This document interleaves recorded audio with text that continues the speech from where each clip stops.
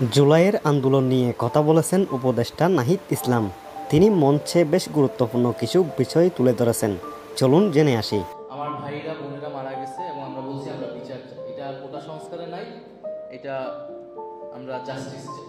ফলে সমাজে যদি আমরা ওই বিচার নিশ্চিত করতে না পারি, এই যে সমাজে এই আন্দোলনের ভিতরে যারা নিপীড়িত হয়েছে এবং 15 বছর যারা নানাভাবে নিপীড়িত নির্যাতিত হয়েছে, শত শত মানুষ গুম হয়েছে, তো এই যে নিপীড়নের বিচারগুলো যদি আমরা করতে না পারি, আমাদের সমাজে না হয়, তাহলে আসলে আমরা একটা নিদর্শন তৈরি হবে না এবং সমাজে জাস্টিস পাবে না। মানুষের ভিতরে যে ক্ষোভ, যে ট্রমা, সেটা দূর হবে। একটা জিনিসটা স্বাভাবিকভাবে মানুষের পরিবর্তন, সমাজে যে নানা বৈষম্য আছে, যে নানা নিপীড়নের ভিতর দিয়ে তারা গেছে, এইটার একটা পরিবর্তন হবে। আন্দোলনের সময় আমরা বলছিলাম যে এই আন্দোলনটা আমরা কেবল একটা ব্যক্তি বা কেবল একটা দলের বিরুদ্ধে করছি না, এই আন্দোলনটা কেবল শেখ হাসিনার বিরুদ্ধে না, বরং এই আন্দোলনটা একটা সিস্টেমের বিরুদ্ধে। এবং আমরা আরেকটা নতুন সিস্টেম করতে চাই এবং এমনভাবে সিস্টেমটা করতে চাই যেখানে কখনোই আর স্বৈরতন্ত্র এবং ফ্যাসিজম ফিরে আসবে না। বাংলাদেশে যাতে আরেকটা শেখ হাসিনার জন্ম কখনো না হয়।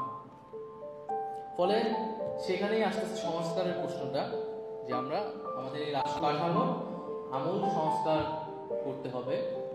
সেই সংস্কার হয়তো একটা দীর্ঘমেয়াদী প্রকল্প, কিন্তু এই সরকারের সময় আমরা সেই সংস্কারের একটা ফাউন্ডেশন বা একটা ভিত্তি তৈরি করতে চাই এবং রাজনৈতিক দলগুলোর থেকে একটা কমিটমেন্ট নিতে চাই যে এই সংস্কারগুলো তারা অব্যাহত রাখবে এবং সামনের বাংলাদেশটা এই জুলাই আন্দোলনের আকাঙ্ক্ষা অনুযায়ী।